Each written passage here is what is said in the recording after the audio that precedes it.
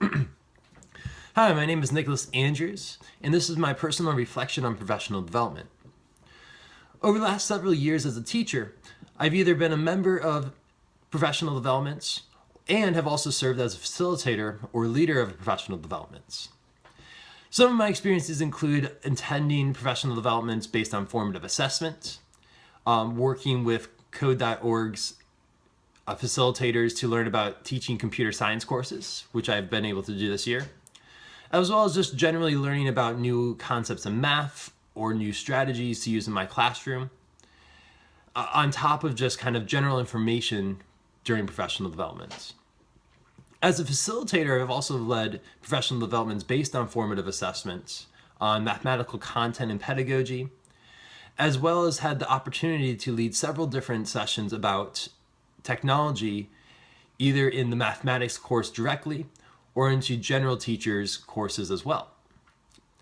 And through all of these experiences, I've been able to compile my own individual list of what makes a professional development ineffective or effective. Some of the ineffective professional developments I've been are always the ones where there's a PowerPoint and a lecturer, and where I continually be talking down to or spoken to without no interaction during the professional development. These are the same things that we're being told as teachers not to do in my classroom, in that these leaders and presenters of these professional developments really disengage me. And I think I'm losing a lot of the things that I'm supposed to be getting out of those types of professional developments. These ineffective ones also have a lack of collaboration or individual exploration, where I'm allowed to maybe talk with my colleagues about how this could be used or what could be done or what is my thoughts or beliefs, or is just individually exploring what's going on and figuring out kind of my own methods or my own ideas about some sort of content. Now, that is about the ineffective, but my own effective professional developments also have some characteristics that are kind of on the opposite side. These are the professional developments where you feel like the leader or the presenter is more of a facilitator. They're there to kind of lead the way, but they're also there to learn themselves and to engage their audience into the content.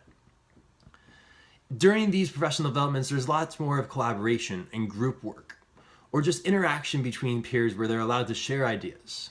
Maybe not always on task, but it's usually pretty relevant to the information.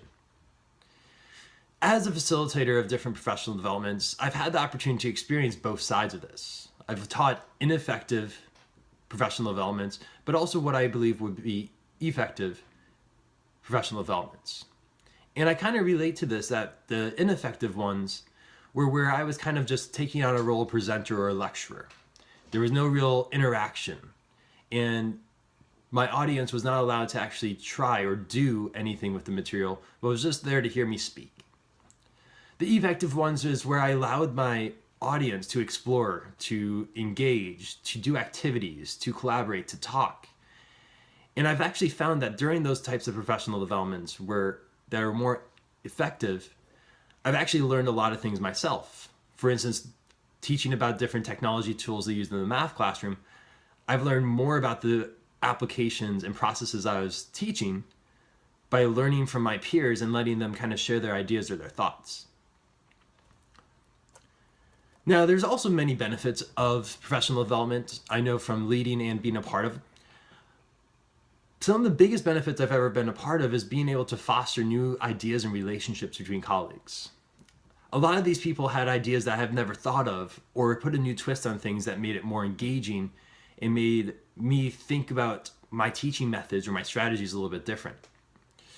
It also allows teachers to see new advancements in strategies or classroom strategies and stay up to date with information in the field of education.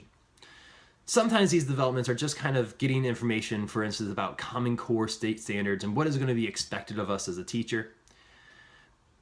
But some of the greater ones means that I've been able to work in a group and we were able to develop something. And I was able to immediately apply what I was doing into my classroom. In general, professional developments are just there to make you more of a professional as a teacher and ensure that you're still growing and learning what is the new standard of education. Now, the professional development approach is appropriate for adult audiences is sometimes hard to approach. Some people do enjoy that they can just get a lecture, get the information, and they're fine without doing things. But I think what's more appropriate is allowing them to be teachers and to collaborate and to take on their own personalized role or own individual role of their education and what they want to develop and what they want to understand. During my more effective professional developments, I refer to it as playtime, but kind of steering them in the right direction and letting them go with it. Let them figure it out, let them find what they want to do, and let them actually learn on their own. In the long run, people will be more willing to do things or understand things, and they'll be more likely to actually understand what they're doing, and maybe what I'm trying to get across to them is going to be more useful. Some other things you might want to address during this is also making sure that presenters need to be interested in the content they're presenting and need to be interesting presenters. In the recent months, I've been reading the content area part 1 and part 2 with 2 different instructors. And as a math teacher, I'm not really excited about reading. And during the first one, the teacher was more of a lecturer. He tried to get us doing activities, but was also treated kind of like a child. And it didn't seem overly interested as a presenter. And it kind of made the class miserable to be at for 5 Saturdays.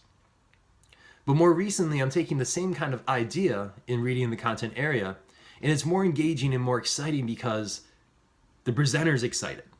And although I'm sitting at a desk for 4 or 5 hours at a time, the way he animates himself and becomes engaged in the content, you can tell there's a true interest and inspiration behind what he's saying.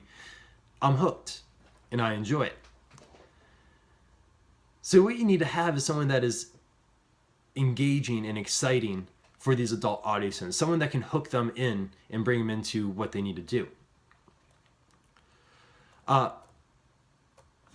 One of the hardest things I kind of have a hard time understanding with professional development is the role of culture in the training process. I understand that it's important to address differences in cultures and why some things may or may not be possible in certain schools, or choosing words to make sure no one's offended, or choosing topics that might be safe. But actually, at my more recent professional developments, the presenter kind of gave me this idea that it's okay to stay neutral if that's what you want to do. If you do not want to address culture, that's fine. But it's important to address it as well, but you have to be prepared to. You have to be prepared maybe to have conversations that might be uncomfortable for people. And that I'm kind of lost on culture, but I understand that it needs to be addressed for different reasons. Not exactly why, and I can't really place my thumb on it. But it is important to consider during professional developments and how what I say or what I do or what I present may affect different cultures. But I'm still a little bit lost and hope to learn more about that. But over the next few weeks, I'm looking forward to this course for a couple different reasons, and mostly just because I'm hoping to teach and lead more professional development. And so I'd like to understand how to become a more effective instructor, especially about technology and professional development. And how can I really grasp my audience in and bring them into the content and really make them motivated to explore it themselves. Also, since I don't know how to really address culture, it seems, in professional development or training, I really hope to learn more about how I can address the culture in a proactive and motivating way and keep my audience not from thinking he's just another guy talking about culture. And so I want to be more comfortable to address those types of issues. But in conclusion, I really look forward to learning more about professional development and how can I become better, especially since I am doing some and I look forward to doing more. For now, that's it. Thank you for watching.